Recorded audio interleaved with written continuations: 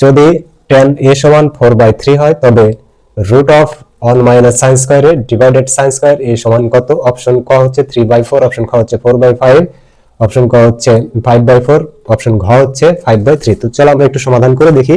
আমাদের এইখানে যে যার মানটি বের করতে হবে সেটা হচ্ছে root of 1 minus sine square a divided sine square a। তো এইটা সমাধান করার জন্য তোমাদেরকে অবশ্যই খেয়াল রাখতে হবে, দেখো 1 মাইনাস সাইন স্কয়ার a এটা আমরা জানি হচ্ছে cos স্কয়ার এ, জাস্ট আমরা সূত্রটা এখানে বসায় দিব, ডিভাইডেড হচ্ছে কত? সাইন স্কয়ার এ। তো আমরা যদি স্কয়ার রুটটা বাদ দিই দেখো তাহলে টোটালি পাবো হচ্ছে cos a divided sin a, cos a divided sin a হচ্ছে কত? cot a, cos a divided sin a কত? cot a। এখন tan এর মানটা দেওয়া আছে 4/3।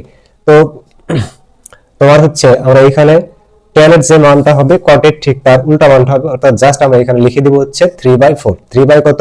4। আশা করি তোমরা বুঝতে পারছো, তোমাদের সঠিক উত্তরটি হচ্ছে 3/4। আমরা এখানে কি করেছি দেখো, tan এর মান হচ্ছে 4/3, তাহলে cot এর মান অবশ্যই কত হবে? অবশ্যই 3/4 হবে। রাইট অ্যান্সার হচ্ছে ক। আশা করি তোমরা বুঝতে পারছো।